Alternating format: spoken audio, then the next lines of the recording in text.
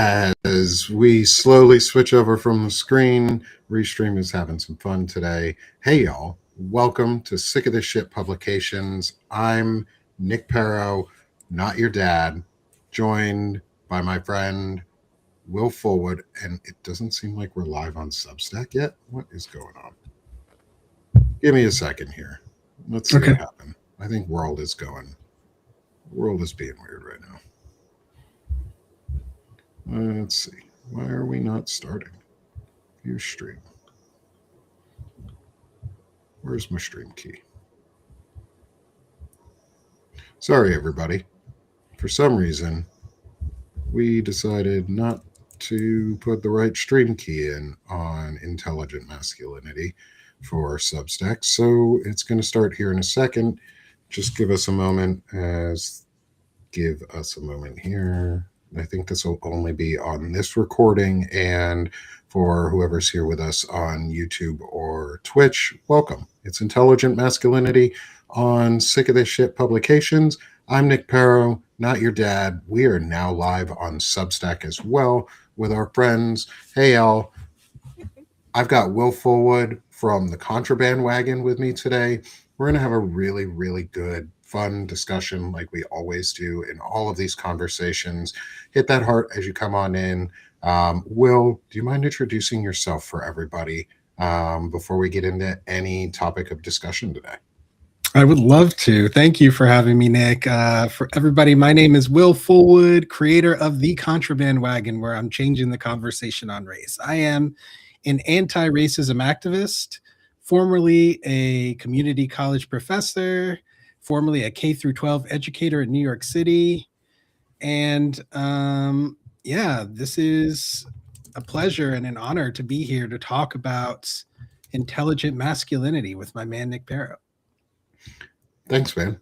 I'm glad to have you. I'm glad that you're here. You and I have had a chance to have at least one longer form discussion before on your series on the Contraband Wagon, and I really appreciated the opportunity to come and talk with you. And I'm glad you're here with me because there's a lot of shit going on. We were talking a little bit before the show, and I want to get your thoughts on it live on the show for everyone to hear about the U.S. men's hockey team and their failure of masculinity over the last couple days. And I want to get your thoughts on that because the U.S. women's hockey team won gold and the U.S. men's hockey team won gold. And the sitting president of the United States called the U.S. men's hockey team while they were celebrating with Kash Patel to invite them to celebrate at the White House, and they took that opportunity up. And then in that conversation, he said, well, I guess I kind of have to invite the women too. I'll probably get impeached, jokingly, he says. Otherwise, the moment was there for someone just to say, not cool. Like, as simple as that. And it could have changed the entire conversation that we're having on how the U.S. men's hockey team stood up for their counterparts who won their gold medal as well at taxpayer expenses. Yeah, for both of them. They're both paid through our taxes. And I want to get your thoughts on it and what you saw out of that and what you saw this opportunity could have been or maybe needs to be for us, because you like to talk a lot about what we are doing and how we are doing things, not what we should be doing or could be doing or would be doing. But what do you see us doing in response to this to counter the narrative that they're putting out? Well, I mean, to start with what we're doing in response, I see a lot of people writing articles and saying the right things on their streams about the fact that this was a missed opportunity, like you mentioned, right? And that this was another exemplar of men not standing up for women, right? Not recognizing the environment in which we're in, which is one in which women are oppressed. And that was just another exemplar of that oppression, where excellence is deleted, and as Black people, Many of us understand that very well, right? Where you're overlooked, where you're made to be invisible, right? Even when you reach the pinnacle, right? An Olympic gold medal. Hello, Yeah. like that is an extreme uh, accomplishment. It's the accomplishment of a lifetime. And for the person in the highest office of the land to diminish that publicly, I think that just goes to show that our misogyny is alive and well, patriarchy is alive and well, and it's just as disgusting as it ever was. It's just as dehumanizing as it ever was. Mm-hmm. And what should we do? What should we do differently? I talk a lot about values, Nick, as you know. Yeah. And I think that what all those members of the U.S. male hockey team need to do is they need to reflect on what their values are and whether they did or didn't fall short of those values in that moment. Given the fact that they were parting with Kash Patel, Yeah. I mean, Kash Patel is one of the most recognizable and obvious fascists. Yes. So it's a little bit like, I didn't have much expectation for them, once I saw that. So it wasn't really a surprise. Yeah. Because the fascist movement and misogyny, homophobia, transphobia, all these things, racism, they all go hand in hand. So, and I think that what we need to do better, obviously, is to live in integrity. If our values supports going against these things, this racism, this misogyny, this transphobia, this homophobia, right? If our values tell us to go against these things, we have to practice living in integrity and actually executing on the values that we purport to have, which is a difficult thing in this country since it was founded on lies, right? And we've been promoting those lies for generations. So in some ways, right? And don't kill me, y'all, all right? But in my work, where I do anti-racism work, I've had to learn over time to give some modicum of grace to people who screw up in these regards. And the reason I do that is because I recognize that the environment has been flooded with education and information to make people act this way. And the only people who are able to go against it are people who for whom their introspection leads them to question the fundamental values that they want to live by, and then recognize that those values are in conflict with the environment, and then choose. The last part is then choose to do things differently, right? And that is like a whole freaking process. That is a whole process that takes time, and also that requires the space and grace to go through the process. And so, professional athletes are notoriously selfish and egotistical and self-centered people, especially at the highest level. I was just watching a podcast with Venus and Serena Williams and Serena's husband, Alex Ohanian.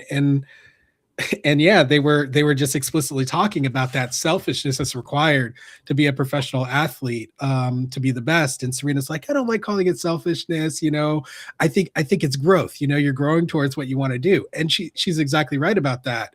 But so too is it selfish, and selfishness and self-centeredness has consequences. And those consequences oftentimes involve a lack of perception of the world around you at a deep level, because you're so focused on one thing, right?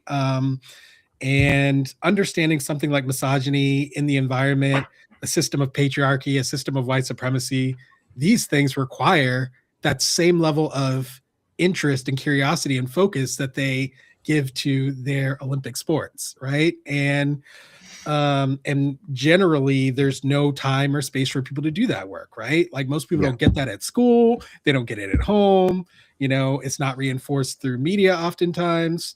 So oftentimes at church, it's reinforced, right, to diminish women.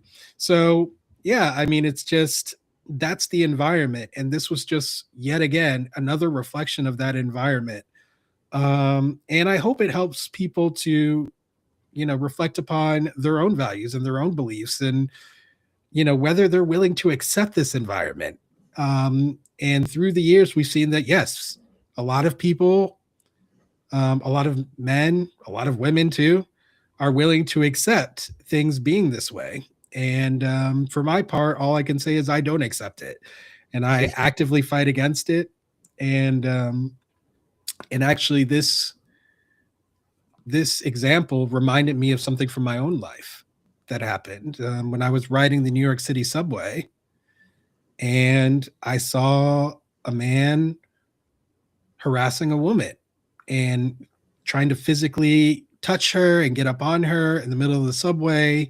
And she's moving away and he keeps moving closer to her and this and that. And I see other people noticing this, and no one's doing anything. No one's saying anything. And I put my body between her and that man. And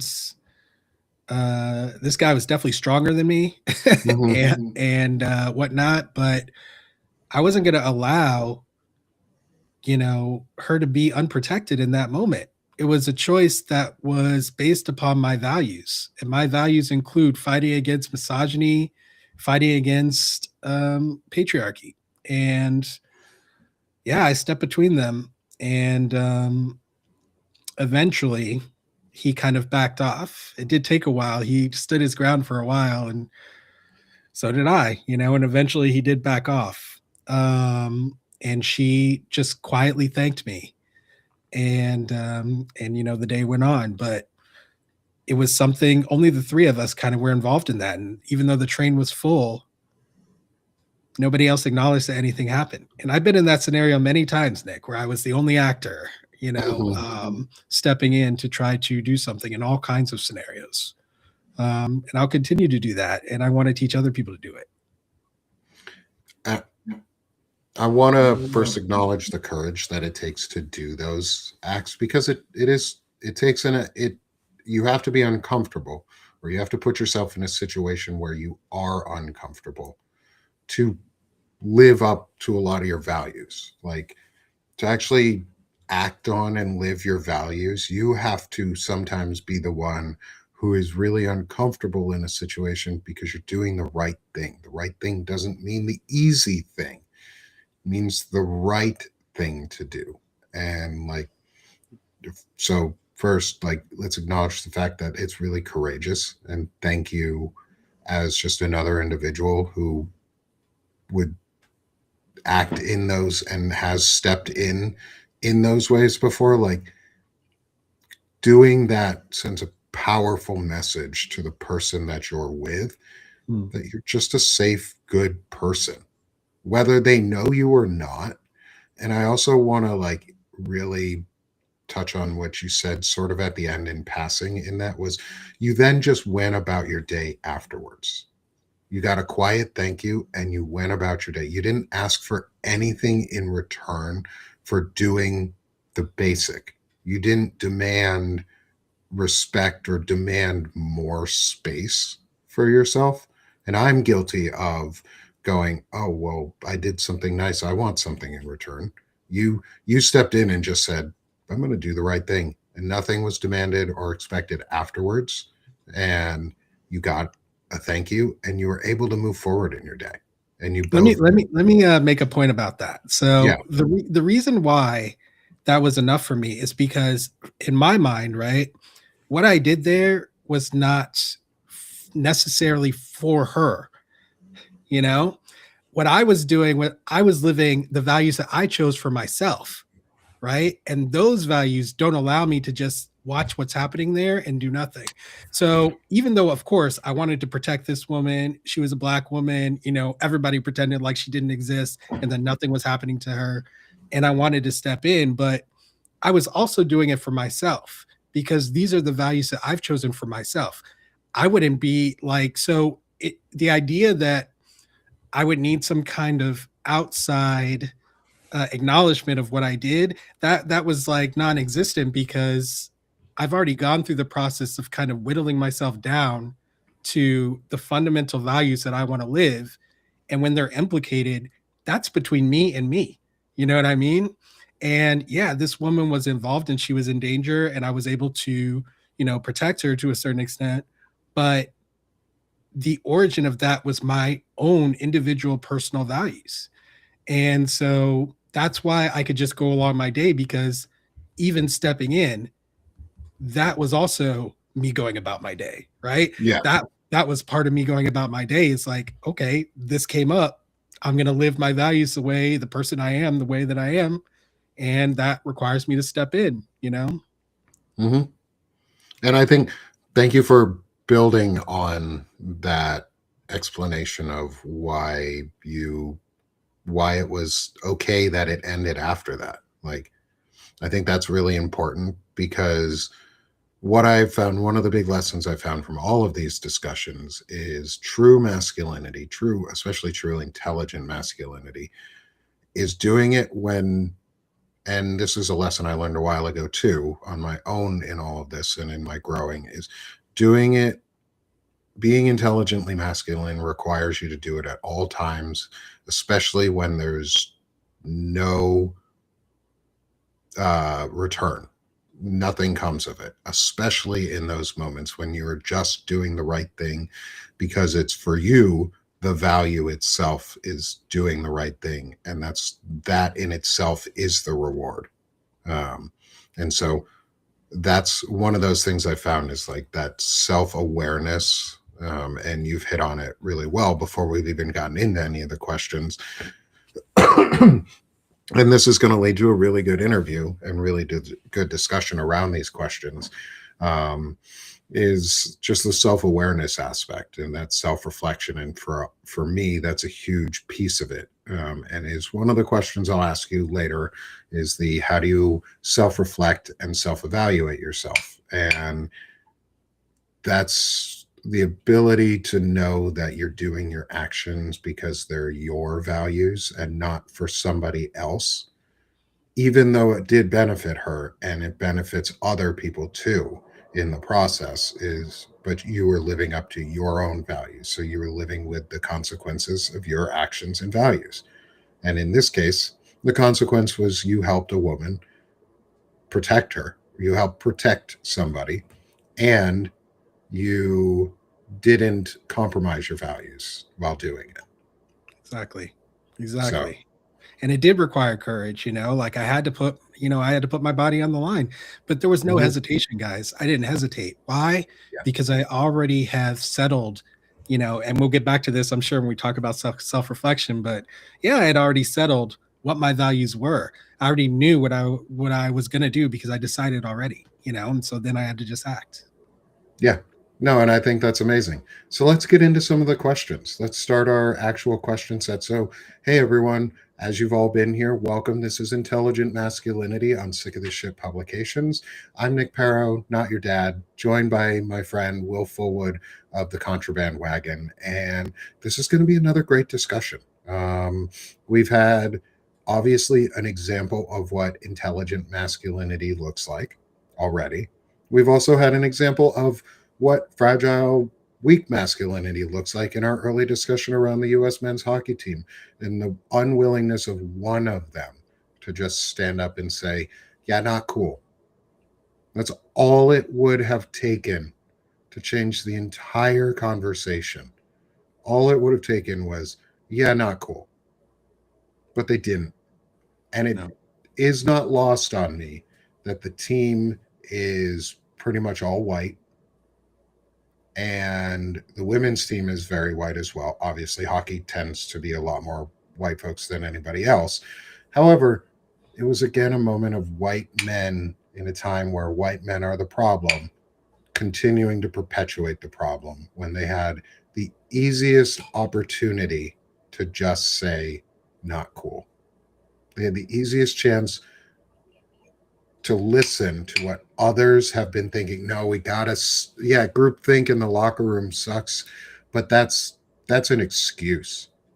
we continue to make that excuse for men, is that, oh, it's groupthink, they can get around, they can, it's just boys being boys.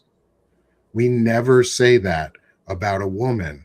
If that had been the women's hockey team and a female president, do you think we'd be saying, oh, men, do you think we'd be having this conversation, or would it be men fucking flipping a shit because they didn't get invited to something because they they see themselves as slighted?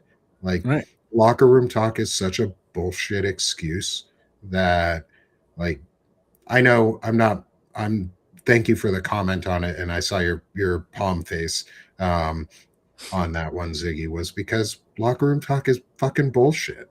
Yeah. Like, even even when I wasn't as smart as I am now, or as intelligent or as grown up as I was now, I wasn't sitting in a lock. I wouldn't have sat in a locker room to allow that.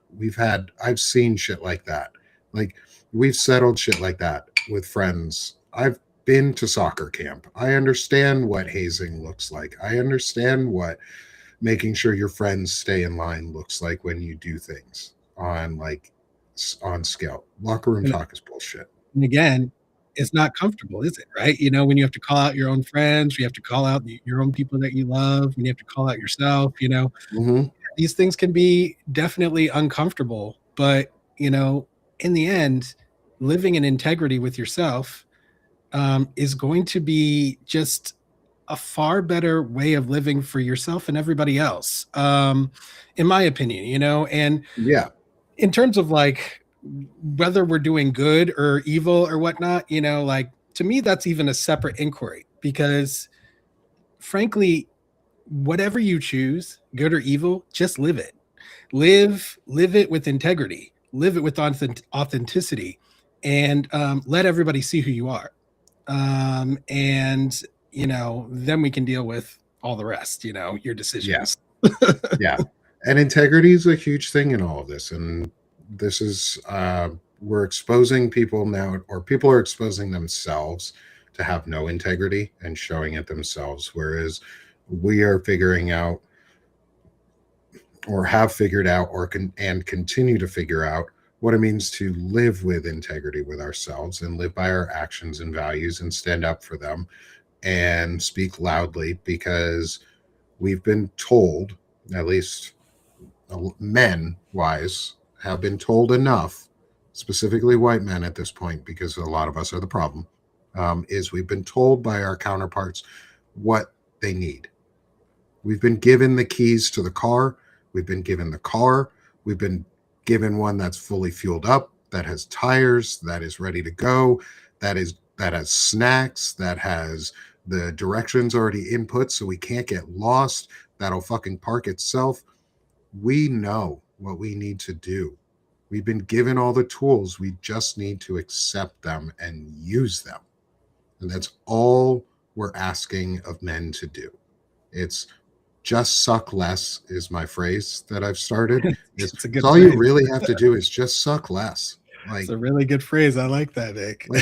just suck less. All you'd be better off. The rest of us would be better off too if you just sucked less. And to get there, let's have a great discussion on what intelligent masculinity can look like and does look like. And Will, you've already given us some really good discussion in this to begin us off, but I want to open this up with my starting question. This is a two-parter for you. Okay. Is the first half, because as we all know, the being a good person means you embrace your whole self. And in our society, we label that as either masculine or feminine side of the spectrums. And we add emotions into that. We add all sorts of everything into that, and how we classify things. So, however, masculine doesn't always mean male, and feminine doesn't always mean female. So I want to get your thoughts on who has been one of the most influential masculine figures in your life, and why, for either a positive or a negative reason, or both. Mm, okay. And it can be a historical figure. It does not have to be someone in your life like a parent, like Qasim Rashid spoke about the Prophet Muhammad. And we've had cultural references and folks like that, from musicians to coaches. So feel free to go wherever you want on this, on who's been the most impactful masculine figure in your life. Such a really difficult question for me, Nick, because uh, you know, I haven't been super impacted by many people in my life, I would say. Okay. So that's one thing that makes it hard. The other thing is, masculine and feminine. I'm a gay man, so uh, it's reminding me of this one time I was in a club and I'm dancing, right? And like this like gaggle of all white guys like come and they're like watching me like I'm a piece of meat because I'm a really good dancer.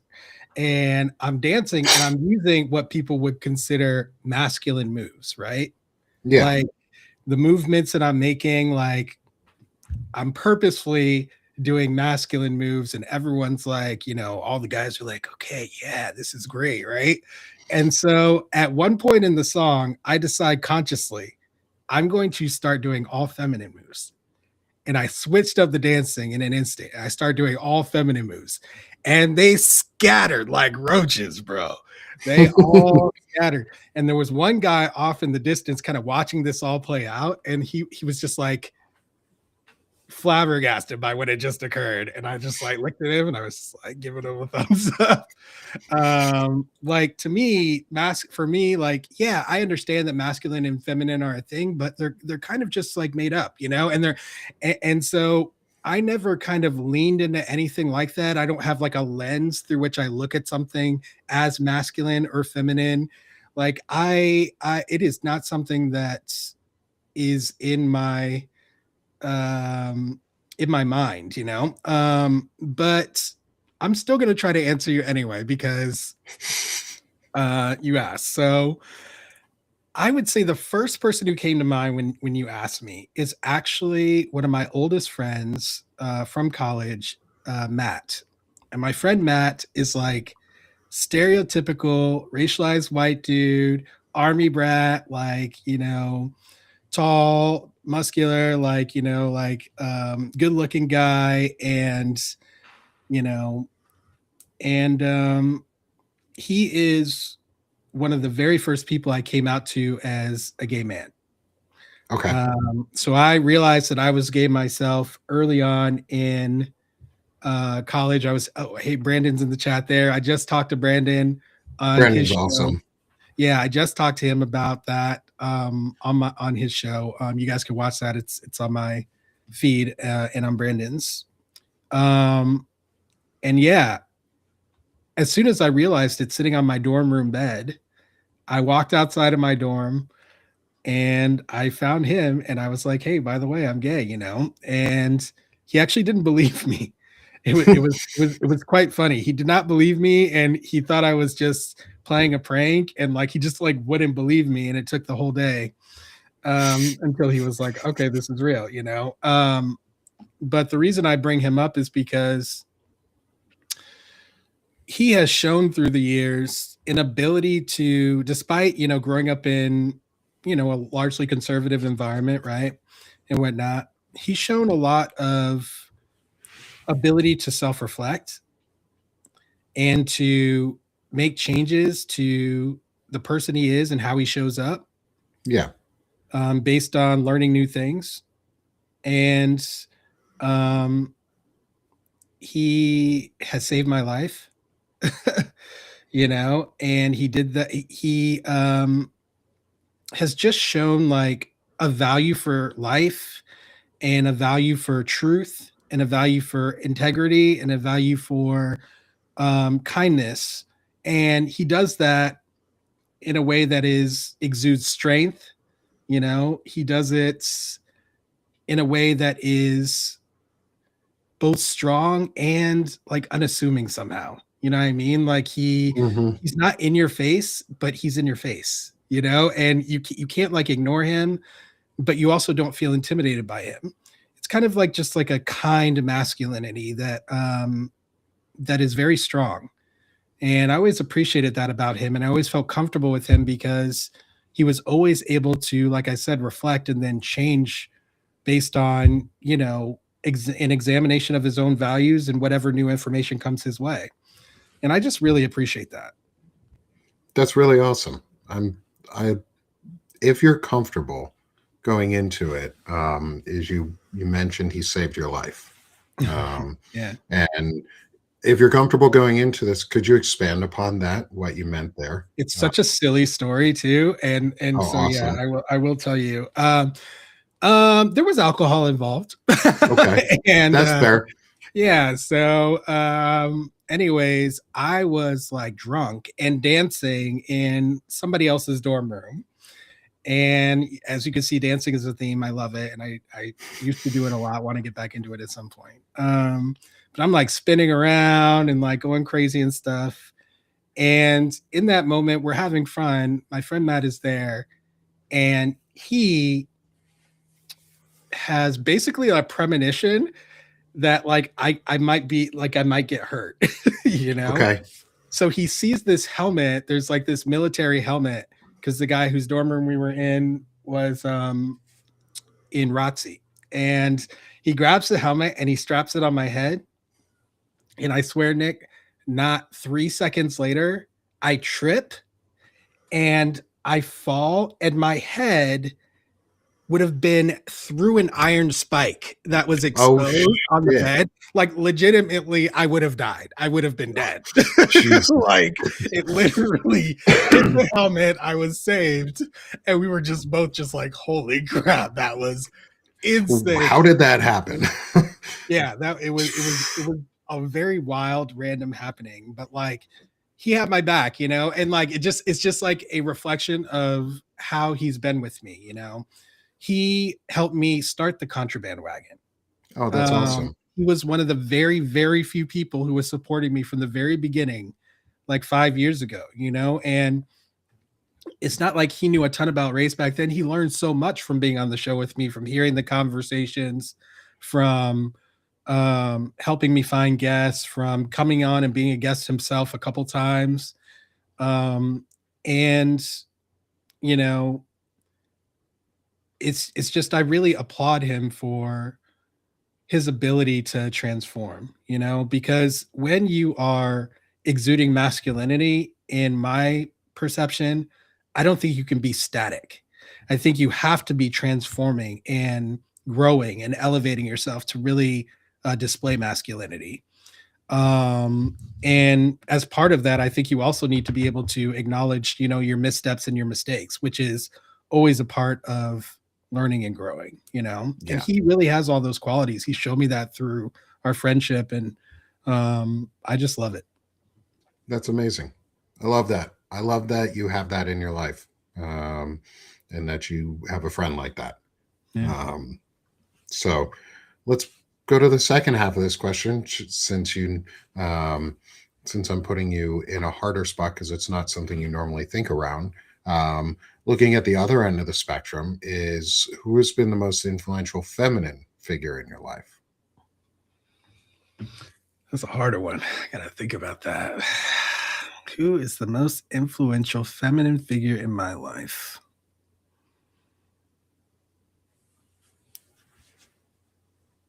I mean, my mom is the first person who comes to my mind, but like, it's not really because of femininity, like it's not like her femininity, in my opinion, is not why she's the most important figure. It's her values again. It's the values that she instilled in me. That you're no better than anyone else and no one's better than you, and that kind of, and living that out, and just the way that she has always just held our whole family, like really just cared for us in every way you can imagine, not just our basic needs, but, cared about our hearts as well, and wanted to make sure that we grew up, it's me and my two brothers, that we grew up into men who she could be proud of to raise, and she really took care to do that. But again, is it because of her femininity? I don't know. I don't think of it that way. I really have no schema, I guess, for femininity and masculinity. Like my brain literally is like making this up, on the fly. Hey, So no, that's fair. That's fair. If it's not a mindset you think in, then it's one that is easy to avoid trying to build on. But I think from like if we look at it in how society wants us to view things from from a masculine or feminine point of view, is it doesn't really matter who it comes from. In our point is like, if you're learning to be a whole human, you need all of it. sure. And both men and women and anywhere in between are strong, are weak, are emotional, are dumb, are smart, are intelligent, in because we have to do aspect that we have. Uh, You're kind of breaking up or here, Nick. I can't really hear you. am I? My Okay, internet you're back. does You're this. back. Am I? Okay. Sorry about that, y'all. Internet has been unhappy with me today. And so things, hopefully it doesn't get disconnected again. But I think that's a big point in it is we need to stop associating values and morals with masculinity or femininity, and they just need to be human. Yeah, and I see Um, it all the time. I see them being characterized as masculine infinity all the time, and I think I think it's absurd. It's like you said. There's And even individually, right? Like I've been called strong, I've been called weak, I've been called smart, I've been called dumb. I've been called masculine, I've been called feminine, I've been called, mhm. anything and its opposite. I've been called. So Yeah. it's just I think that these lines that we draw are somewhat silly, especially when it comes to our values and how we should show up in the world. Right? Is it true that only men should be fighting against patriarchy? No, like everyone should, right? Like, is it true that only black people should be fighting against racism? No, it doesn't make any sense, to draw lines like this, in my opinion, which is why I never fed into it. And I think it really, you know, being part of the gay community helped too, right? Because, Mhm. um, you know, one time and one moment we're playing basketball with each other, the next we're voguing, and so like, and it's all us. And so, you end up realizing it and living that way a little bit easier, I think, when you're around other people in the community. Yeah. I mean, uh, when I was in college, in person in college, not on my virtual college tour, um, I was in the music department and we would break out into musicals, like randomly. And it's, you got to experience your everything. You just got to experience having fun and people letting loose. And it, as my friend Shared Sweeney at Centered America said, is you find a group you can, especially for men, that of other men that you can cry with. But you find a group you can cry with, and hopefully there's other men in it, because that teaches you how to express yourself openly at all times. And it doesn't matter that it's feminine or masculine. It's just that's a human response. And having those pathways makes you better, just having the opportunity and then taking it when it's there, like being given the key to the car and actually just turning it on and just going, oh, this is super easy, I can do this. Yeah. Like, and it's and all, being having an environment to do that, right, with people who you trust, right? Because yeah. trust is a big part of having that group of men that you can cry with, right? You have to be able to trust people to be vulnerable in front of them, especially if you're a man. And so it's I think that in order to find people that you trust, you have to really investigate people's values. because you're not going to be able to trust someone who has radically different values from you. And if you do that, then a conflict is going to arise inevitably at some point. And certainly when in a moment where you're implicating trust and vulnerability, right? And so, yeah, I just think that it's great. I have cried with my male friends. I have male friends who I can go to for emotional support, and it's been a godsend. I've never had trouble with it either. I think that I've kind of been like someone that a lot of men have actually come to me to find that because of my authenticity. I think that people are drawn to that and have been through my life, and they realize that I'm someone that they can be vulnerable with, they can trust. In college, I was nicknamed the voice of reason. I was named the Black Emperor, and these names were meant to show that I'm somebody who's gonna, give you the truth and give you how it is, but I'll do it in a caring and kind and loving way. I love that. Yeah. So, anyways. Hey, at least it's one of those things too, as I've talked about, is like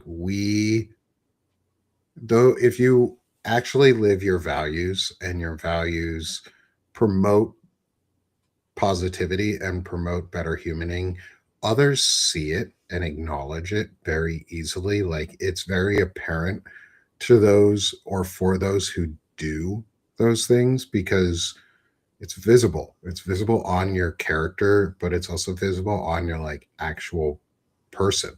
Like there's a very distinct difference between living your, like, we'll take this is an easy example. Stephen Miller lives his values. He lives them. He authentically lives his values. They're pretty shitty values, and you can see that on him. He looks like a shitty person.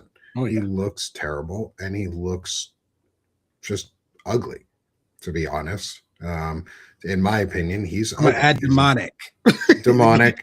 I call him a smegalomaniac. He looks like a walking penis. Like I saw a picture of him. Somebody had drawn him as a penis, and I was like, oh yeah, that's a pretty good representation. Pretty spot on. And he's living authentically, and you can see it on him. Then let's take Will right here as our primary other example, because Will, you're right here with me. Is Will doesn't look like a walking penis. Thank you. I appreciate that. Will's skin isn't broken and like wrinkled and gross because he takes care of himself. Physically, emotionally, all of it. Stephen Miller lives his values, but they aren't promoting positivity either in himself or others, whereas Will's are, and it's visible. And that's just a simple example of like just that physical characteristic of it. But the emotional stuff and the aura that you exude because of your actions, like it's tangible. It's a tangible thing that people either are attracted to or run away from. Yeah. And another thing about Stephen Miller, like he is also just the prototypical I'm acting masculine type of man, right? Like, yeah, I'm yelling, I'm talking over you, I'm never changing, like I said before, static, right? Like my beliefs are unchanging. There's nothing you could do to change me. I'm immovable, and therefore I'm masculine, right? I want to dominate you, and therefore I'm masculine, Yeah. So he is just slimy, disgusting fascist who is just such a poor role model for our young boys, the same as our president, the same as many of these people in positions of power. And yeah, part of, for me, what it means to be a man is to fight against these people in leadership and to try to advocate for better leadership, because what we've been accepting, obviously, guys, is wrong. Yeah, it's bad. Yeah, we've accepted evil very deep into our ranks, and we've got to clean it out. And that includes kind of diminishing these narratives about masculinity that mean you need to be violent, you need to be aggressive, you need to be mean, you need to be immovable. These things are not what I think of as being masculinity. I think of it as showing incredible weakness and cowardice. Yeah, no, I absolutely agree with you on that. I put an article out last week called "On Offense." It's the one of the articles in the Intelligent Masculinity series where I call it out in that way: is if we fail to offer men and boys a disciplined, ethical, assertive model of masculinity, someone else will offer them a dangerous one. And that's what we're seeing. The dangerous one is you take the easy path and you don't have to do anything other than just be exactly who you are right now, forever. That's Yeah, right. and same goes with femininity. This is a better humaning project, which is for me, this is about masculinity in terms of you look like me, and you present yourself in what we deem on a societal level as a masculine individual. You you should probably take a listen. Like it's worthwhile taking a listen because there's so many others who present like me who are toxic as shit, and we see them and they have space and they have huge audiences and nobody calls them out on their bullshit. Well, we're flooding the zone in the other way. That's why I do 2 to 3 of these a week, like 2 to 3 of these interviews a week, and we have these discussions, is because we need to put it out there relentlessly, Yes. or there's a void of space where all men get to listen to dangerous ideas that tell them they don't have to change. And so, my question for you, leading into the next question, is what does intelligent masculinity mean to you? Or how would you define it? I mean, for me, intelligent masculinity means self-reflective. It means, again, being in integrity with oneself and holding oneself accountable. Those are really the things that it means to me. And to start with the self-reflection piece, right? Mm-hmm. So how can you be an intelligent, how can you represent intelligent masculinity if you don't know yourself? It's not possible. Okay, because if you don't reflect upon who you are, how you want to show up in the world, then you're going to show up, just like you said, as someone else wants you to show up, right?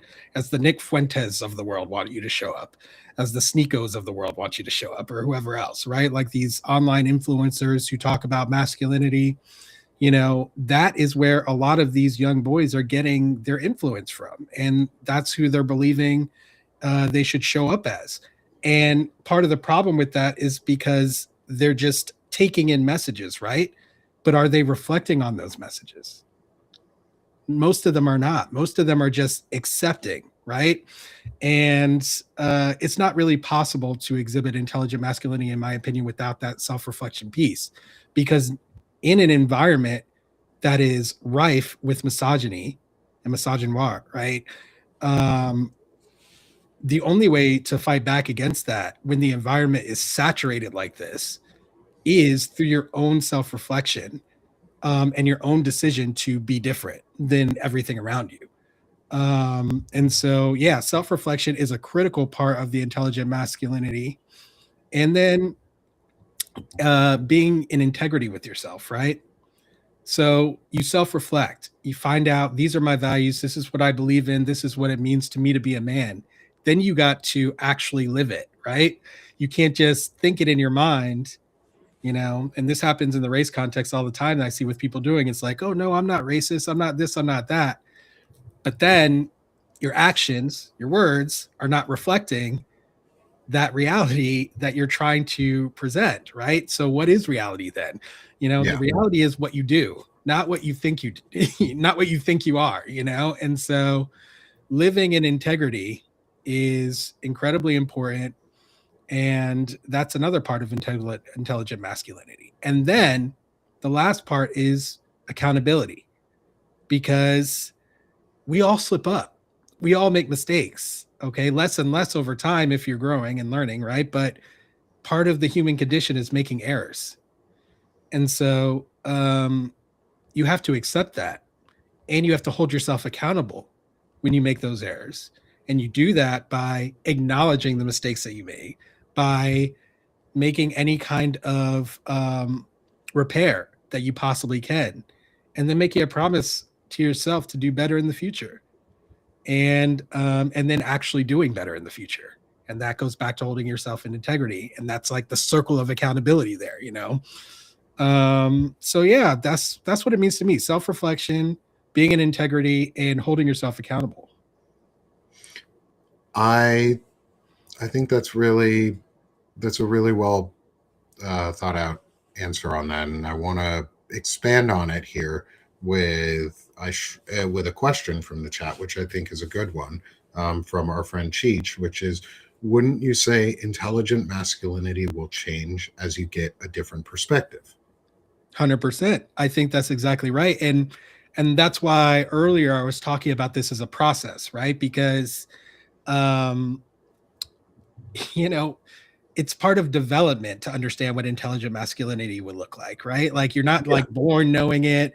And if you don't have mentors kind of teaching it to you from a young age, then you're just going to be inundated with messages from the environment that as a boy, somehow you're more important than girls, or somehow you are elevated above girls, or somehow, like that's what it means to be a man, or and it's just a false narrative. It's a constructed narrative. And so of course, if you take in that narrative, then you're going to have to then unlearn it, right? And so it is a process, to go through life and change your perspective, reflect on what you believe, who you are, and get to choose eventually, these are my values, this is what I believe, whatever I learned, whatever the environment tried to teach me, whatever, it doesn't matter. What matters is what I choose. And I think that's the beginning of intelligent masculinity, is that realization that the environment shouldn't be dictating your values, that you must dictate your values. That's the start.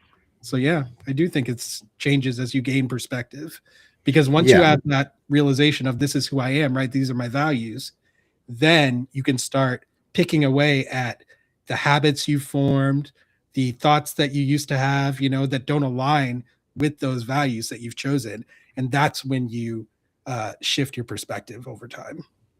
And to me, intelligent masculinity, building on again on this, is in a simple, or like boiled down into the discipline of itself, which is like where we, in my mind, where I build from, and where my starting point, not the ending point of all of this, is that intelligent masculinity is the refusal to outsource accountability onto others, and the discipline to live with the consequences of your values and actions.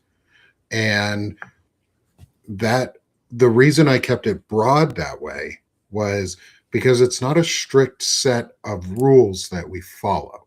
It's practices that we do every day over time, but it's not like every one of us approaches it in a slightly different way. It's a guiding post that leads us towards our goals. And yeah, our values may change with time. And I think part of intelligent masculinity is identifying what those values are that we want to change, and be willing to change them. And part of that is the sustained growth, is we're always trying to improve upon ourselves. And but I think one of the important things that, Will, you're talking about here is that it's that you're willing to not compromise your values just because society is telling you that your values need to change. That's right. Because society telling you your values needing to change isn't always a good change for you or for anyone.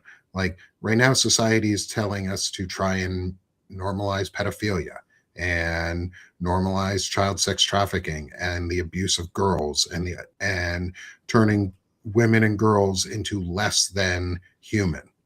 That's what society is trying to force upon us. Not because we want it, but because that's who in power is trying to force it upon us.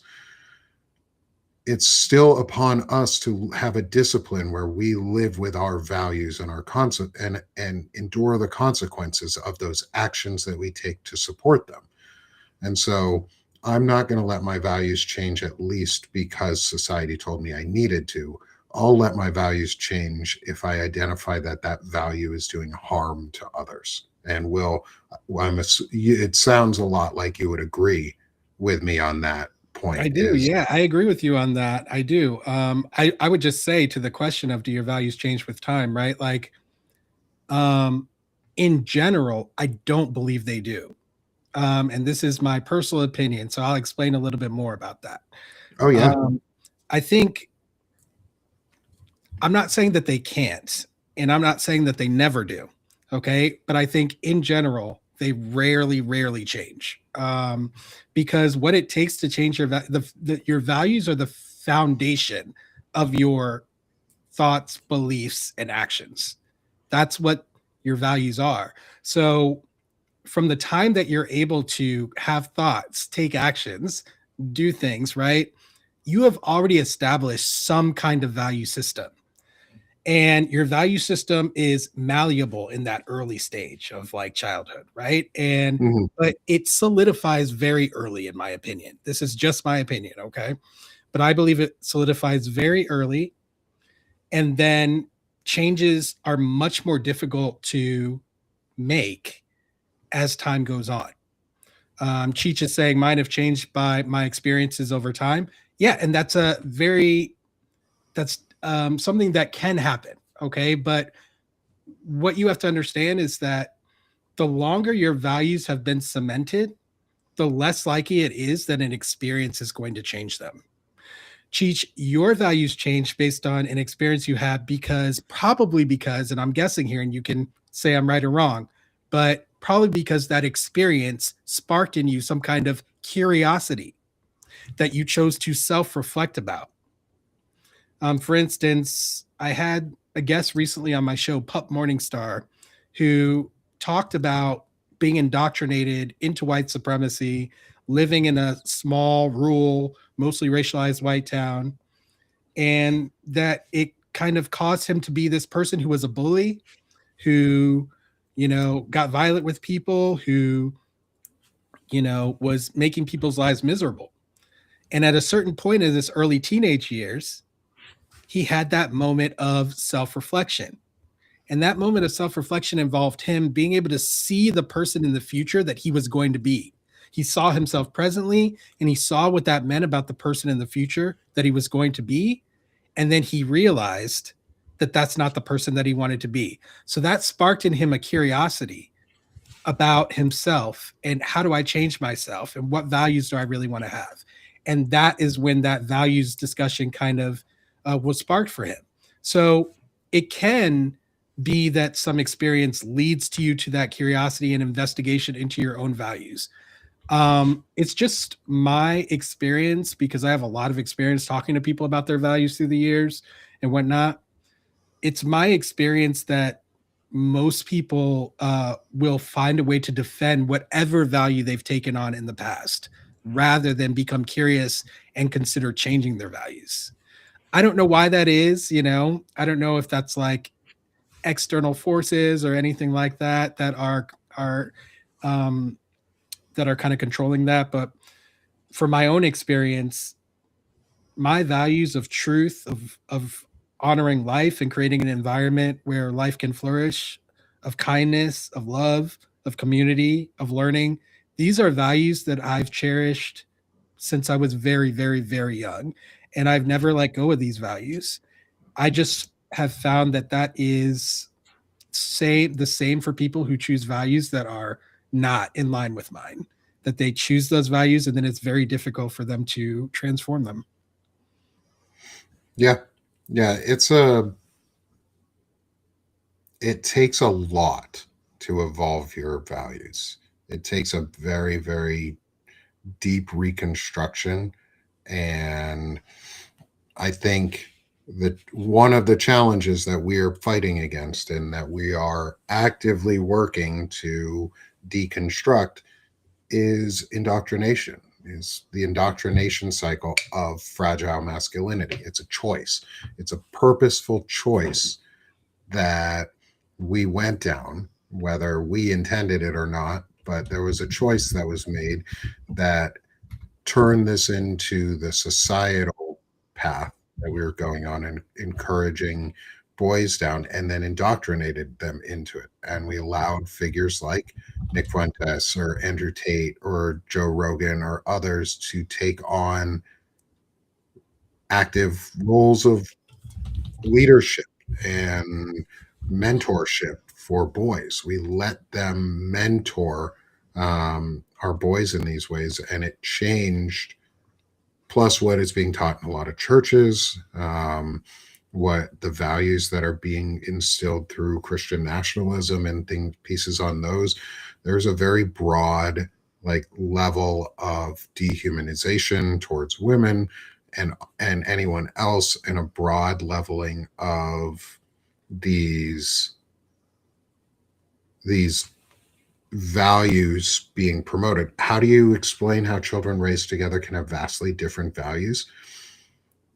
Is one of them internalized and saw themselves and their self-worth and said, no, I don't believe this. The other bought into it. Right. It's a decision. Exactly. Like it's a choice, you know, and it's a conscious choice too, which I also want to highlight. You know, like two people in the same family, first of all, we don't even know if values are directly being passed down. You know, not every family directly passes down values explicitly, right? Like this is the way that we behave because this is our values as a family or something like that, right? That's a conversation that some families have, but not all, right? And so sometimes values are just kind of like a hodgepodge of what people kind of get from their environment and what their families kind of tell them, what messages they get, right? And then it adds up to their values. But yeah, so like, I mean, and I just want to go off what you said again, Nick, which is that your values are determined through self-reflection, right? So let's say, and Ziggy, you say you asked because you're so different from your family. I hear that. I'm very different from my family too. But like, you just end up, yeah, let's say I received all these negative experiences and information from my family. Let's say my family was racist, right? And I'm hearing the N word. I'm hearing derogatory comments about racial people who are supposedly less human, or you know, just dehumanizing language and whatnot. Well, I have a choice, right? I have a choice. My choice is to kind of mimic that, which then can like kind of turn into me believing those things, which then can kind of turn into me creating a value of racism, right? Whereby this is something I value, you know, is perpetuating this. And I'm going to do this. I'm going to act this out. I'm going to say the things. I'm going to do the actions. And now that is one of the fundamental pillars of how I behave and who I am, right? Or you can hear those things and you could say, you know what? I don't want to be that person. I don't want to be someone who looks at other human beings and thinks that they're less than me. I don't want to believe that I'm a human being that thinks I'm greater than other people. You know, I believe in equality. I believe in these things. And it's really just a choice. It's a decision that you make. And not everyone in the same family is going to make the same decision. You know, and that's not just for values. That's for a lot of different things. Yeah. And it's, again, that choice is really important. So asking the next question, because this is the choice, is how do you model intelligent masculinity in your life? So as you know, I was a teacher for many years, right? And so I took that responsibility very seriously to model intelligent masculinity. And some of that would be correcting behaviors that I saw boys making that were completely unacceptable, in my opinion, especially in regards to how boys were treating girls. You know, I could watch it play out teaching high school, teaching middle school, right? That these young boys and a lot of the girls too are internalizing patriarchal ideas, right?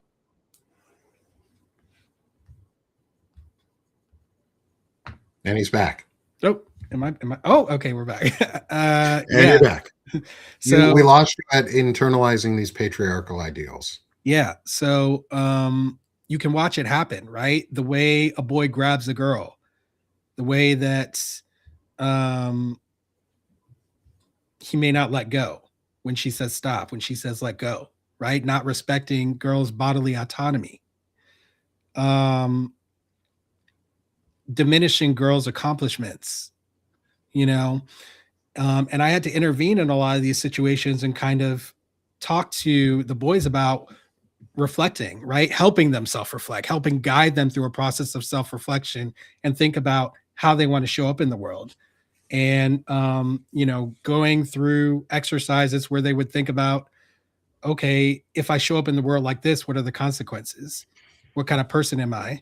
What kind of actions do I take? What kind of consequences do those actions have? Right. Like just walking them through that so that they can decide for themselves, what kind of person they want to be, what kind of life they want to live. And sorry, your original question was like, how do I model it? Right. How do I Yeah. model? Yeah. So that's one thing. Another thing that I do is in my teaching, part of my teaching practice is highlighting my mistakes. Highlighting my mistakes. I think that's a very important part of it because there's this aspect of, kind of media masculinity, if you will, just making up that term right now. But like, I like it.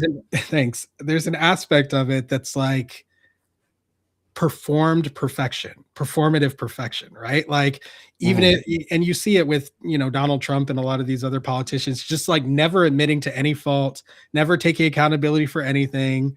And yeah, so I always try to do the opposite of that. I try to highlight my errors to show people like, hey, look, I'm not perfect, but by highlighting my errors and showing why I made the errors and showing how I fixed them, I'm showing accountability, right? I'm showing integrity. I'm modeling that for them. And it just creates an environment where other people feel comfortable admitting their mistakes, right? And then seeing, okay, what happens when I admit my mistakes, when I acknowledge that?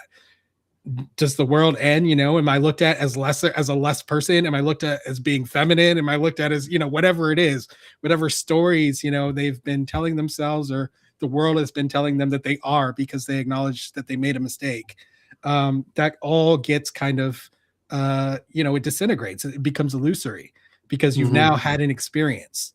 And so, yeah, I think that just creating those experiences for people and also showing when it arises in my own life, right? When I make an error, I think that's extremely important to model intelligent masculinity.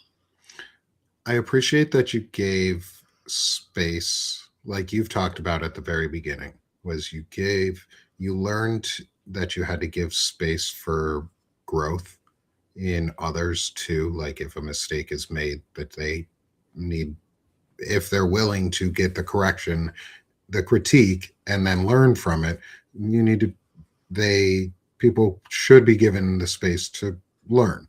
And you as a teacher, as like you're now like I've talked to so many people, and one of the common themes that I've gotten in a lot of folks and those who are truly like really just gifted at getting their information out are natural teachers and are people who want to educate others and find ways to offer space so that it's the easiest for the other to learn, not the easiest for you to teach. That's a big one. And actually I think we got to put that under intelligent masculinity too, is in terms of how you communicate. Communication is a critical aspect of it because, and I've had this conversation with grown men too, which is like, are you communicating to try to understand, or are you trying to do something else? Because the way that you're using your words, are you actually trying to hear what someone is saying? Are you actually trying to have a dialogue, or are you trying to win something? Are you trying to dominate something, and a lot of people just don't reflect upon that. But yeah, it's incredibly important if you want to exhibit intelligent masculinity to communicate in a way that shows that you actually care about what the person you're communicating about thinks, and I think that that's something that, again, has allowed people to be vulnerable with me, because no one's ever questioning whether I care about what they think. No one's ever questioning that. It is something that just comes along with communicating with me. And so, yeah, it lets people take their guard down, because they're like, all right, like, this person's interested, this person's curious, and it's genuine curiosity. It's not fake. It comes from my values, right? To me, you talked about natural teacher. We're all natural teachers, Nick. We as human beings, it's part of the human condition that we teach and we learn. It's part of the human condition. And so, the point is that some people lean into it and some people shy away from it. Some people don't want anyone learning from them, but they're going to do it anyway. Some people don't want to be teaching anyone, but they're going to be doing it anyway. And so I think leaning into being both a teacher and a learner is a really important aspect of exhibiting intelligent masculinity, and being able to fluidly switch between those as well, and show 1 minute that you're teaching and the next minute you're learning. In my classroom environment, I gained a lot of respect from my students from acknowledging when I learned something from them, and letting them know, like, no, I'm not, performing masculinity because I got a job and I'm getting paid and I'm standing in front of the class as the authority figure over you and I'm dominating you in a classroom. No, like, this is an exchange between me and you. Even though I've been put in front of the classroom, I'm still learning from you. You're learning from me, I'm learning from you. And that's the way things actually are in reality, Yeah. And kids are smart as shit. So, like, let's not discredit children for having bad ideas. Like, they're smart as hell. We discount kids all the time in this country and around the world too, I would assume.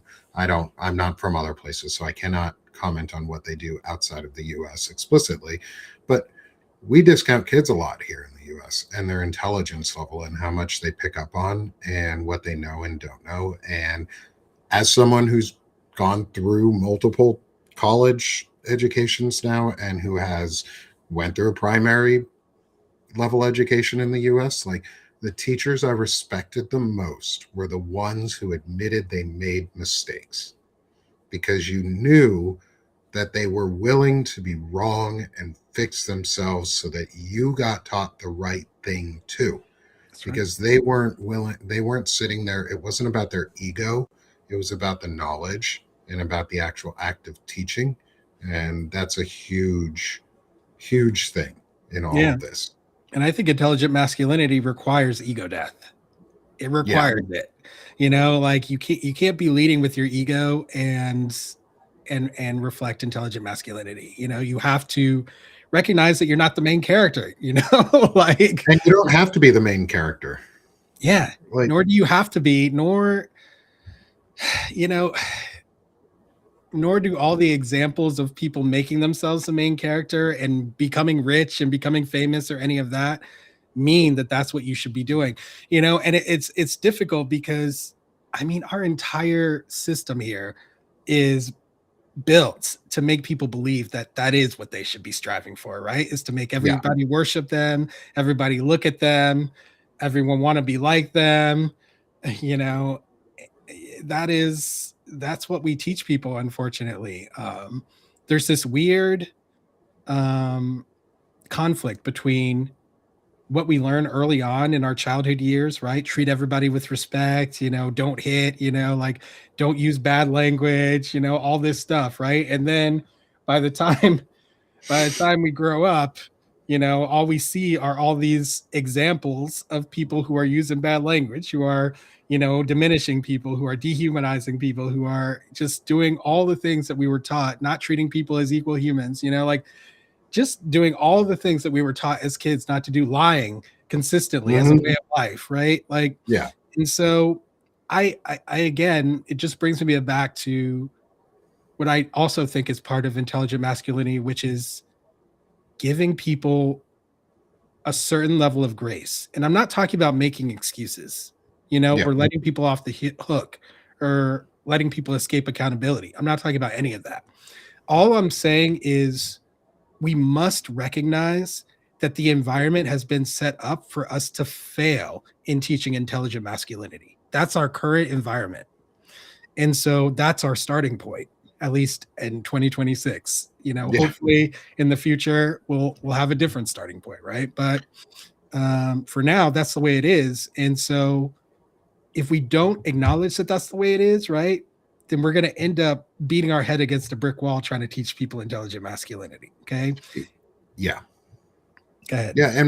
And instead of beating our head against the wall, the easiest way to do it, and as Will has discussed, and so have so many and all of the other men that I've interviewed, is you have to actionably live these values every day. The only way we actually make a real impact with intelligent masculinity and with correcting the old, failed, fragile, masked masculinity or media masculinity. I like that phrase. I'm gonna borrow that because I think that's awesome. But this like masked masculinity that we have, where you hide behind a mask and pretend to be someone other than yourself, it's a long process and project to break down. It's a generational, multiple generational project, most likely. Yeah, it's bitch and moan versus act. Well, not bitch and moan. It's piss and moan versus act, because bitch and moan implies that is derogatory towards women.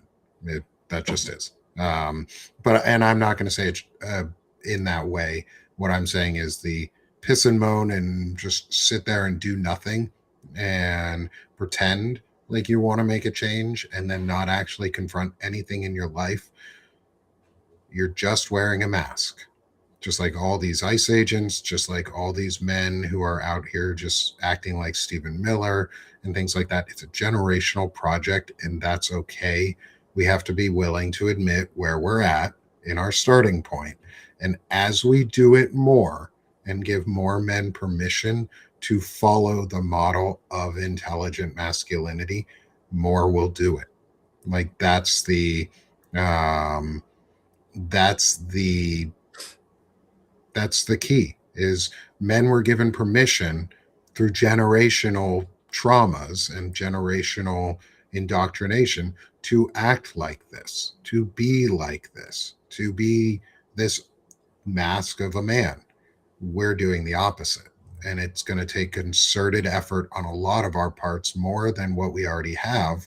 And that's okay. We're going to make it through it. There's urgency in this moment. Yes. I will not downplaying any of your, not downplaying any of this moment. There's a lot of urgency in this moment. And it's a project that extends past just this moment.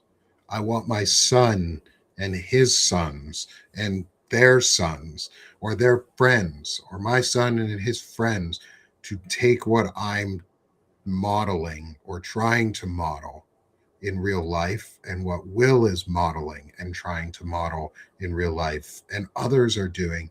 I want them to take that and bring it forward to others, so that when evil acts, what we deem as evil acts, when things go out of alignment with our fundamental values and beliefs, they're willing to act in accordance with that. And they're willing to do it without needing somebody there to say, hey, you need to go do that. Yeah. And a big aspect of getting people there is mentorship, right? Like I actively mentor young boys to this day, right? I'm no longer a teacher. I stepped away from that. But I'm still mentoring young boys and men all the time. And I'm doing it actively and intentionally, right? Like these are people who have grown up in a world where they were sent to school and they had a chance of being blown away by a gun. Like these are boys who have been really taught that their lives are kind of meaningless. A lot of them, especially the racialized Black boys, like who have just gotten every negative message about who they are, who they can be, from a very young age. And so mentorship and getting people to see that, listen, you don't have to just piss and moan. You actually have some power over this. You actually have all the power you need. and you need to grab hold of it. And grabbing hold of that power means grabbing hold of responsibility and accountability as well. And that doesn't mean that everything's going to go smoothly and you're never going to make a mistake, and that everything's fine now that you've accepted that. It means that you are on a journey in which you are building yourself up so that you can always show up with integrity. You can always show up as your authentic self. You don't need to wear a mask, because you've already tested that, and it's been tested enough that it's now just the core of your being. It's the person you show up with without effort, because it's your authentic self. You're lighter without that mask. Yeah, you are. You feel better. You feel a lot better, because you're not oppressing yourself. And you need to unoppress yourself so that you can stop oppressing other people too. And that's a key, because like we said, is self-reflection, self-evaluation. So you've talked a lot about a lot of really good things that you do to self-reflect and self-evaluate and the power of it. What is your favorite self-reflection tool that you would recommend others try and at least look into, integrate into their life? What do you see as the most valuable self-reflection tool that you have? So I don't know if you've heard of the Passion Planner. I have not. Yeah, it's just a particular planner. I actually don't use it myself, but I actually think it's really good. So I'm going to promote it here. My husband uses it, and he's been using it for several years now. And there's like a 6 months reflection and a year-long reflection. And it's really like a guided reflection for you. So it'll have you think about your previous goals and how you did. You can track your goals in various different ways that are set up for you within the planner. You can kind of figure out the origin of your goals, right? Like, so what are the values and beliefs undergirding your goals? And so it's just a really guided, well-guided process that kind of leads you through it, because a lot of people don't know how to do it. For me, I grew up reflecting, from a very young age. It's something that I was very much into my own mind and curious about it. I was watching an interview from an Olympic champion who was being interviewed about her answers to questions. She was like, they were like, do you even think about your answers before you speak? Because you always answer so thoroughly and like, like so quickly and thoroughly. And she's like, well, she said, I have an analytical mind, and not in a way that like I'm always analyzing things outside, but she's analyzing her own thinking. Right. And that means that she's someone in tune with her values, because if you're analyzing your thinking like that, it means that you care about what thoughts are coming to you. You care about filtering your thoughts so that you are living your values, right? And not going astray from them. And so one way that I want to encourage people of self-reflecting is think about you in the future. Think about you in the future, right? And project yourself into the future. And just like Pup Morningstar, who I mentioned earlier, who I interviewed on my show, who talked about when he did that, right? He saw a person in the future who disgusted him. He saw a person that he did not want to be. And so looking at yourself in the future and trying to prognosticate on who you might be based on who you are now is a very good way of self-reflecting, because it can create a kind of illusory cognitive dissonance that then allows you to do that kind of deep investigative work into yourself that is necessary to determine what your values are, and if necessary, to change them. Love that. I think that's really powerful. And being able to see who you want to be, or you're going to end up being, that little self-premonition of yourself is a huge, powerful tool to evaluate. Like, if I make this act, am I going to turn into this will then lead me down this road? It's okay to game plan what that might look like. If we do it, like, you have to strategize. It's called wargaming in a lot of places, but you strategize on what action to take so that your next actions are based on that. And then once you've established your values, right? Then when you're doing that hypothesizing, just like Cheech in the chat is saying here, long-term reflection, many what ifs. However, your values are a guide.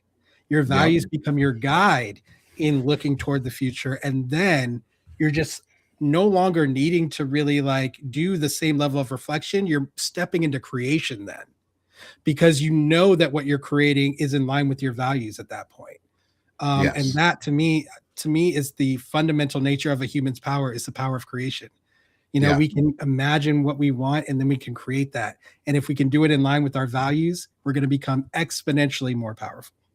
Yeah. And intelligent masculinity isn't a value, it's the guardrails for values. It's your, like I said, it's the definition in my mind, anyways. It's the refusal to outsource accountability onto others, which is a guardrail. And then it's the discipline to live with the consequences of your values and actions, which is the guardrail of when you make that choice, you are now ready to live with the choice that you've made. And that's the heart of it, is we are putting guardrails without limiting ourselves. We're giving ourselves the ability to grow safely for not only us, but for everyone else around us. Like, growth is important, and doing it safely so that you know what you want to be and how you see what you're doing, move forward. I'm so glad you brought that up, Yeah. because grow safely. I'm so glad you brought that up, because I don't have kids of my own, guys, but I have mentored many, many children through the years. I've taught thousands of people. And this idea of grow safely, especially for young boys, is something that I see so many parents missing. Most boys are not allowed to grow safely. Okay. And I think it's something that a lot of parents can learn to do a little bit better, which is like create an opportunity for your boys to screw up, like actually construct opportunities for that to happen, where the consequences are null. I've actually helped parents do this in the past. It's like, create opportunities for your kids to fail, so then you can talk about failure. You could talk about falling short, in a way that is safe and in a way that still leads to growth. But oftentimes that's not what happens. Like, we don't actually deal with these things until something drastic happens, right? Or something terrible happens. And then it's not really an opportunity with growth. It's about like dealing with the consequences or other things. And so I highly encourage any parents out there who are parents of young boys, try to get creative and think about scenarios in which you can give your children opportunities to fail, for which the consequences are virtually nothing. And then use that as a springboard to talk about what it means to be in integrity, what it means to hold oneself accountable. It's a critical part of development that needs to happen. Here's a simple way, dads out there, that you can do this specifically as a man. Like, I've done this. Play board games with your kids. Play video games with your kids where there is a risk reward in the game. And if they lose, they'll get upset about it. Walk them through their emotions. Talk with them through the emotions. Coach them through resolving that failure. And if it's an explosive failure, and you have to continue working on that until it becomes a gentled failure for them rather than the explosivity. I know, because I'm working on it, because I work with my son on it, because he explodes on things, not because he's a boy, but because he has an emotional regulation issue. And that's the important thing, is you cannot blame it on their gender. You cannot keep blaming boys on our gender. You need to be taught how to lose. And yeah, as my mom says in the chat too, is you need to be taught how to win. You need to be taught what it looks like to win graciously. You also need to be taught how to celebrate the little things. And this is something my wife and I were talking about this morning, just on a quick aside around this, because we were talking about it earlier in around the gold medal and the U.S. women's hockey team, is we need to celebrate the little things. We need to, it does matter that they won gold. It also matters that how they did it. It matters that they scored 33 goals and only allowed 2 against them. We have to celebrate all aspects of the win. We do it with our boys too. If you start celebrating the little things when it comes time to celebrate the actual big things, they'll know there's a reason to celebrate, and they won't focus on the failures along the way. It's easier to be less focused on failures along the way if you have a goal in mind and you're actually celebrated as you're achieving the goal, even if you fall short. And we have to all as parents work on this. And I know I'm working on this and really working on this is how do I promote failure with the lens of learning? How do you promote failing with the lens of learning? And how do you promote winning with the sense of learning too? Because you have to learn from both, and you have to do them graciously, or not even graciously. You have to do them humbly and humanly. And you have to be able to see that even it's not this like participation trophy bullshit that was hoisted upon like the entire millennial and lower generations. Like, sorry, I didn't come up with those trophies. That was parents and adults who did that and then handed them to us because they were too inadequate to deal with their own self-consciousness, that they had to voice their problem onto their children and say, I want a participation trophy. I didn't get this. So everybody gets everything. That's not what we're advocating. That's not what I'm advocating, at least. And in any way, is it's not a participation trophy. It's a celebration of you winning at things, but not as a competition against. It's not competitive. Conversations aren't a competition. Board games don't have to be a competition. Even competitive sports, in the end, don't have to be competitions between the players. Maybe it can just be competition between the teams, and the players all across the board are there for each other. Yeah.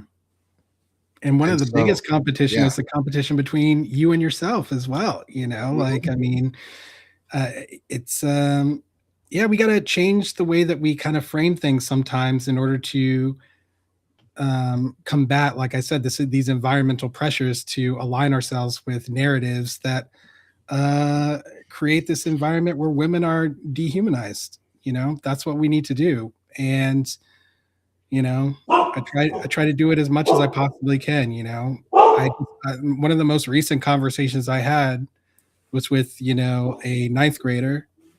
And I want to say also that him coming to me and talking to me about this is like a relationship that I had to cultivate over many years in order to create a level of trust for him to come to me with this and be vulnerable.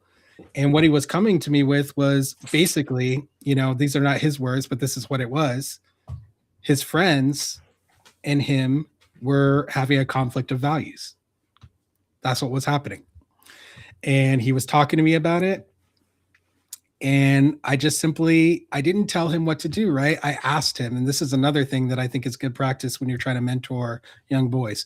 Ask them questions that forces them to think and decide, okay? Because these boys, they have the ability, okay?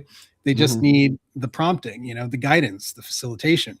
And that's what I gave him. I was like, well, is what this, he was like, yeah, this guy was kind of bragging about violence, basically, and creating violence. And I was like, and I asked him how it made him feel, you know? And I asked him if that's something that he valued, you know?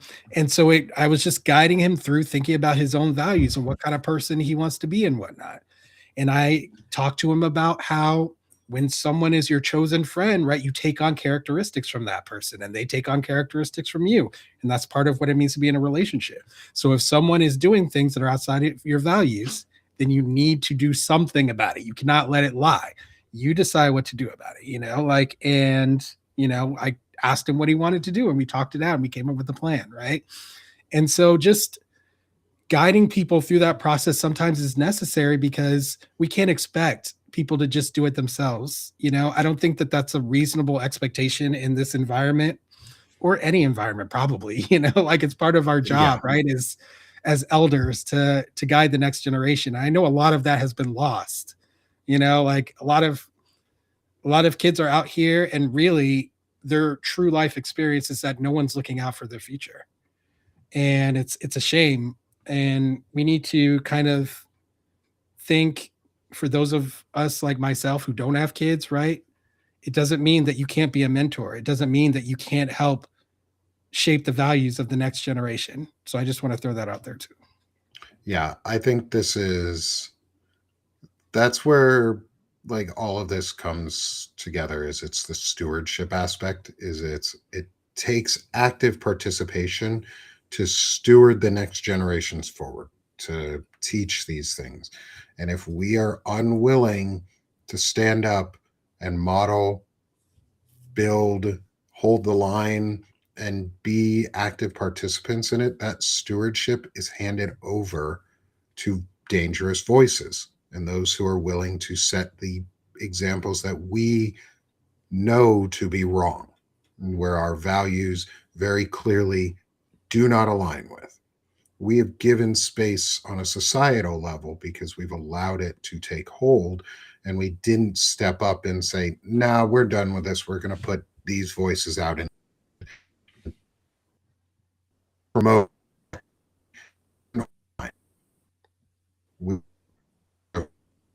we let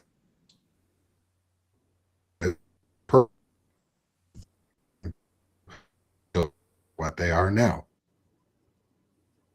Sorry, I'm reconnecting. It's okay. Can you hear me now? Yeah, you're back. Okay.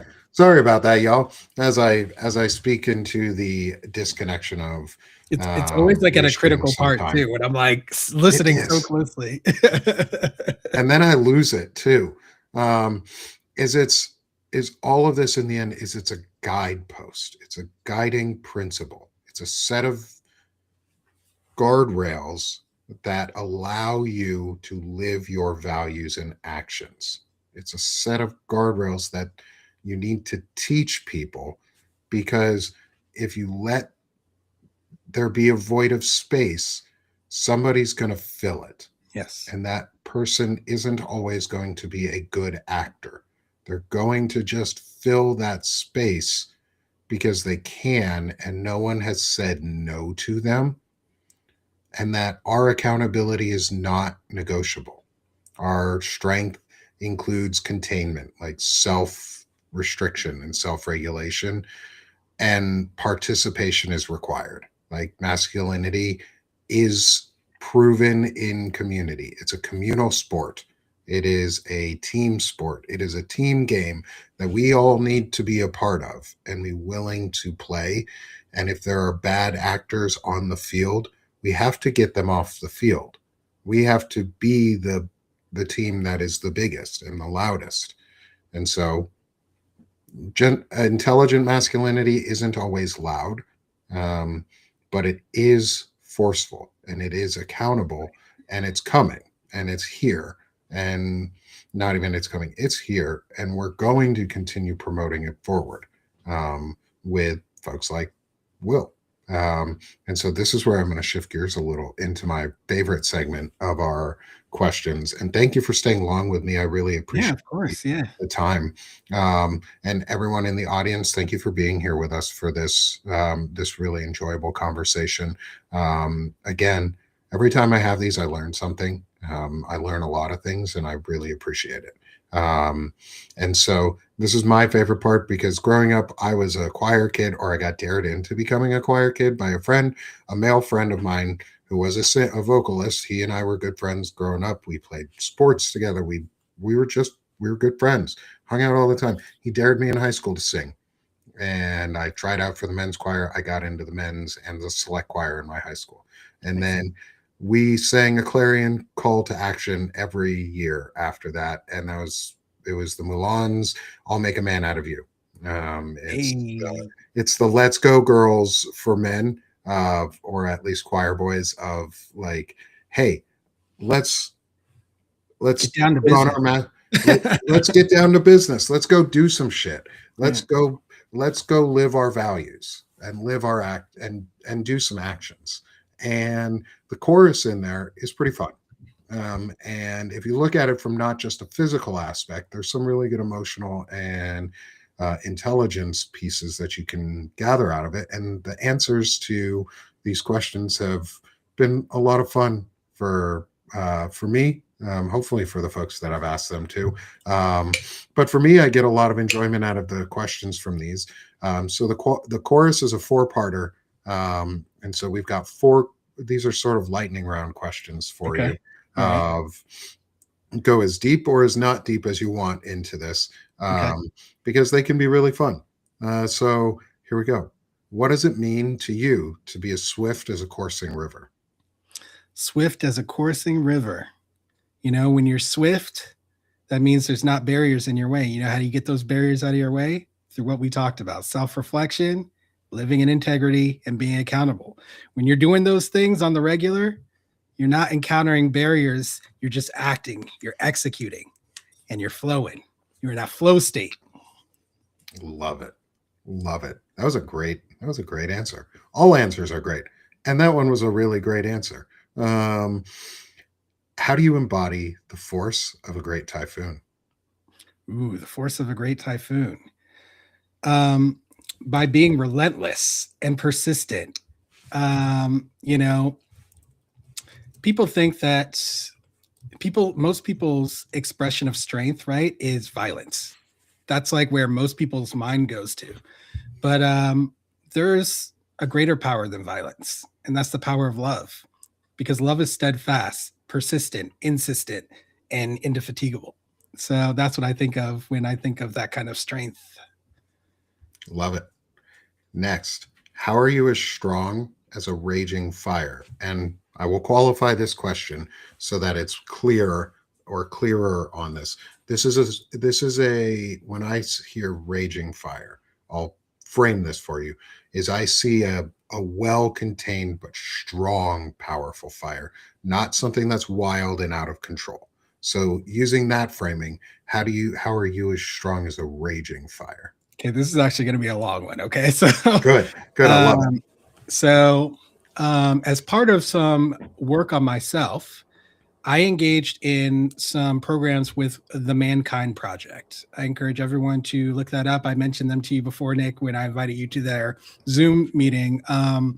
They're doing incredible work and have been for many years now, mentoring young men, helping them learn to deal with their emotions, and also doing emotional healing work that is incredibly powerful. Um, and during their New Warrior training adventure that I engaged in, you end up kind of doing a meditation, a visualization, a guided meditation. And it's supposed to kind of connect you to your ancestors and whatnot. And you end up developing a name based on how you meditate and what journey you go through. Um, and the name that I ended up coming up with was the Blue Flame of Empowerment. The Blue Oh, Flame that's of cool. Empowerment. And Blue Flame for short. And so when you talked about a raging fire, in my meditation, there was a flame inside of a hollow tree that an elder guided me to and handed off to me. And I spread that fire to people all around the environment, people who were dancing around. I shared the flame with them, right? And we lit up the whole place with dancing and music and stars and whatnot. And that's kind of the way that I think about it, and the way that I act, and basically what I was telling you guys earlier. Even though I don't have kids of my own, I believe in mentorship. I believe in mentorship of young people, and I believe that that's something that's our responsibility. And it starts with us, right? The flame inside us, and making sure that we've cultivated it in such a way that we can feel proud of it, our values, right? The things that we live by. And then we share and we teach other people and we spread that until we have a raging fire, right? Something that is, like you said, controlled but roaring, steadfast, and something that is going to spread as far as possible so that we can create an environment where women no longer have to experience the violence, the dehumanization, and the disrespect that this in the current environment has bred. So that's what I think of when I think of Raging Fire is, it starts within us and it spreads as we share what we've learned ourselves about being intelligent masculine men. I love it.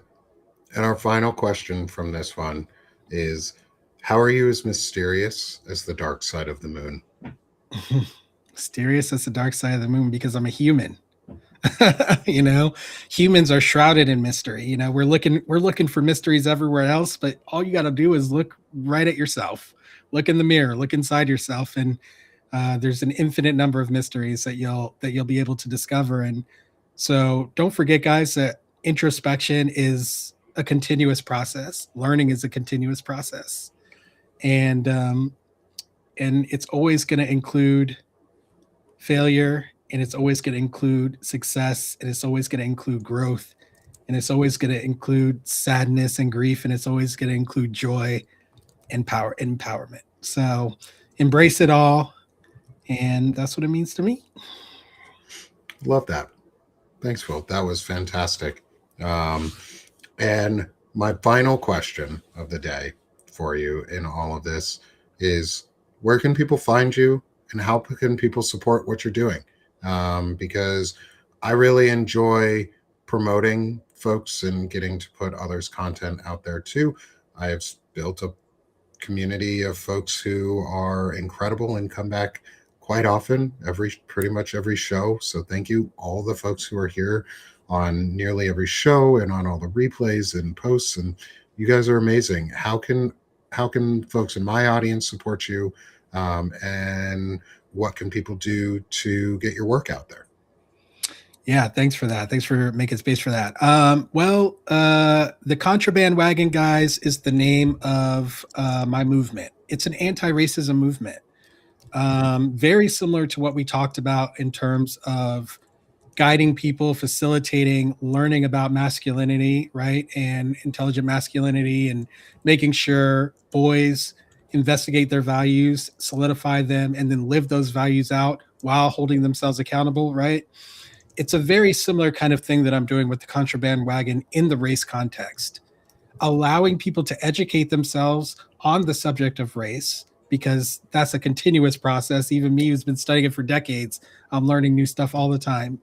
And then, self-reflecting on what you learned and what it means about your values, and then making a choice about whether you want to take on anti-racism as a value for your life or not.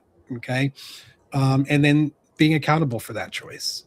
So that is really the movement that I'm creating. And I'm doing that because I believe it has 100% probability, if we can get enough people to decondition from white supremacy, to cripple the system of white supremacy. And that is my ultimate goal. So if you believe in that work, if you believe in creating conversations on race in furtherance of that goal, which is what I'm trying to do, then that's why you would support me. And if you want to do that, you can join my Substack. It's free to join. You can also become a paid subscriber. I've got 20 people paying and trying to support me in expanding my reach. I also have a Patreon. You can find me at www.patreon.com/thecontrabandwagon. That's where I kind of give some insight into some of the background stuff with the Contraband Wagon. And of course, I share the links to all the content that I put out here on Substack and beyond. And you can also join my Twitch channel if you're interested in supporting me there. I do have some followers there. www.twitchtv.com or twitch.tv. I think it's twitch.tv. Yeah, www.twitch.tv/thecontrabandwagon. All of my stuff is free. You can join any of it for free. I also have a meetup group, racism discussion group. If you go to meetup.com/racism discussion group, that's my group. We've got like 900 members, and I do online cultivation on conversations on race as well. So if you think that someone would be interested, then you can join that or send them there. And one last thing you can do to support me is, I never intended to be online the way that I am, guys. this all happened because of COVID. My ultimate goal is to create a network of live events. Okay. Because I do believe there's incredible importance in getting people actually together in person. And so anyone who can help me facilitate that, maybe a venue that would be interested in your local community. Maybe you have a social circle that be willing to engage in one of these conversations. I'm willing to drop everything at the drop of the hat, get on a flight and fly to where you are and make that happen for the next, let's say 3.5 months before I leave the country permanently. Okay. So, that's all the ways that you guys can support me. And of course, just being here in the audience today, you've also done it. So I appreciate all of you. Grateful for you guys. Ziggy, it's meetup.com/racism discussion group. Racism discussion group. And Will, if you could send me some of those links too and make sure I got them all, add them in the post show notes. Because I like to do full write-ups for everybody for our discussions that we've had, because each of us have valuable insights to add on our own. And it's nice to create just a little bit of a profile for somebody on who they are. And it's my way to reflect, part of one of my ways of self-reflection, to reflect on the events of the show. And then Will's conversation, just like all the rest, are going to feed really well into the overall written series, and all of the discussion that I'm going to be having there and continuing to build so that we can confront this and we can continue to do it and make it easier for others to join into and be a part of. So thanks everyone who has been here with us for this discussion and this show. Will, thank you so much for joining me for it. I've learned a lot, like I always do, and pardon the dog bells as they go off. Kids No problem. home from school. Yeah, thank you. Thanks for making space for this, Nick. I appreciate it so much, man. You're doing incredible work, and I'm so glad I could support you in doing it. And all of y'all, if you're not supporting my man already, help him build it up, because we need people like him out here leading the charge. Thanks for bringing us together. Thanks, brother. And I'm glad we've gotten to know each other. And my final thing is, if you're on Substack, support Will on Substack. If you're not yet on Substack, go support him on Substack too. It helps build him up over there. If you're on Twitch, if you're on YouTube with us, thanks for being here. Thanks for joining us in this discussion today. If you're on Substack, thanks as always for being our primary platform of discussion and where we have our major chat at. You guys are amazing. You all are amazing for being here, being a part of this, encouraging these discussions, and responding and reflecting on them with us, and giving me places to learn and grow from too.